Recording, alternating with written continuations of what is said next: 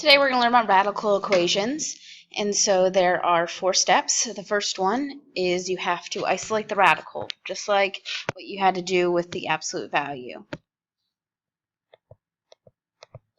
So in this example here, what I had to do first was get rid of this 2 by subtracting 2 on both sides. That's how I got 4. The second one is you raise both sides of the equation to the power of 2 because this is a square root. If it was a cube root or a fourth root, then you would raise it to whatever power of the root.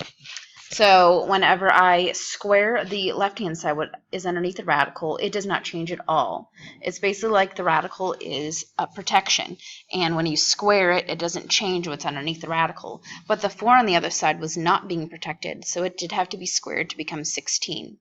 If necessary, finish solving the equation.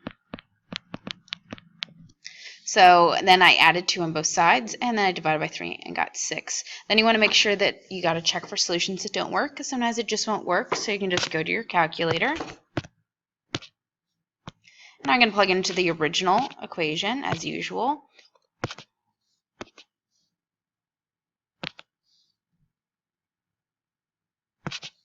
And this time we do not have 2 solutions most of the time.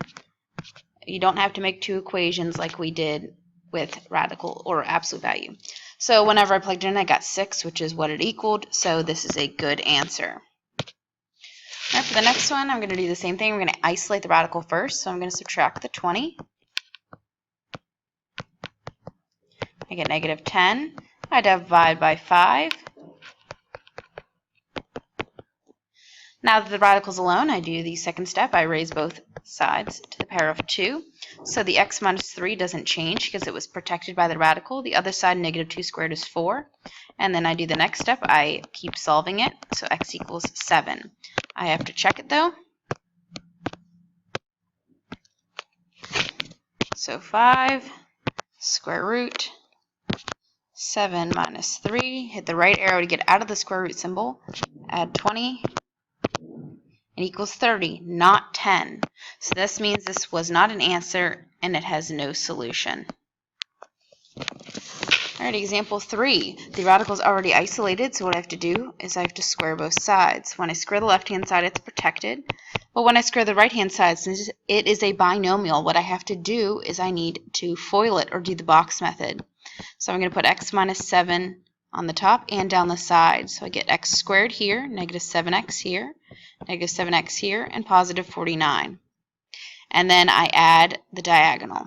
So that's what's going to go on the right side of the equal sign. So x squared, I add the diagonal, get 14x, and then plus 49.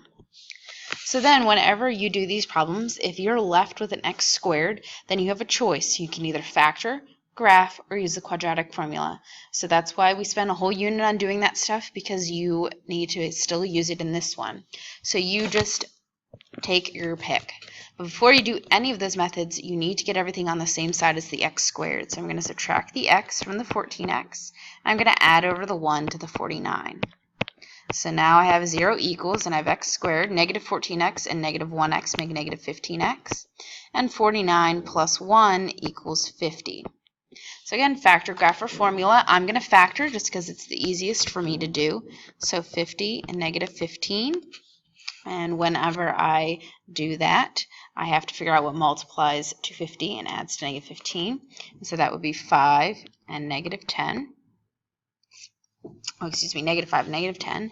So if those are my 2 factors, then my 2 solutions would be the opposite, so 5 and 10. If you would graph it and do second trace 5, you would get the same answer. Same if you did the quadratic formula. But now I need to check these. I have to check both of them. So what you have to do is you have to plug 5 into the left-hand side of the equation. It's 5 minus 1. And I get 2, and I also have to plug it into the right side of the equation, that 5. They did not get the same answer. 2 and negative 2 are not the same, so 5 is not a good answer. Now I need to do 10. So I plug 10 into the left-hand side of the equal sign. I get that. Now I got to plug 10 into the right-hand side of the equal sign. They both got 3, so 10 is a good answer. For example 4, it's a cube root, and it's alone, so this time is the first time I've got to cube both sides.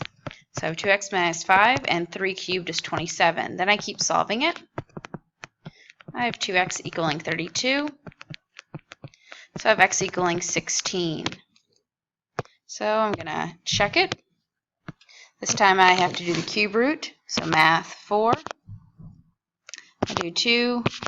I plug in 16 minus 5. And I got 3, so that is a good answer.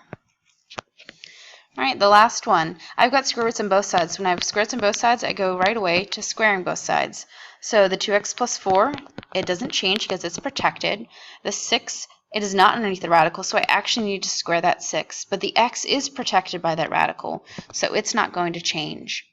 So now then I just solve it. So I'm going to subtract over the 2x because it's like terms with 36x. So I have 4 equaling 34x.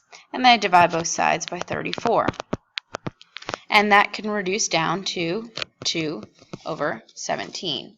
So now I need to check it. So I take the square root of 2 and I just put in parentheses the fraction.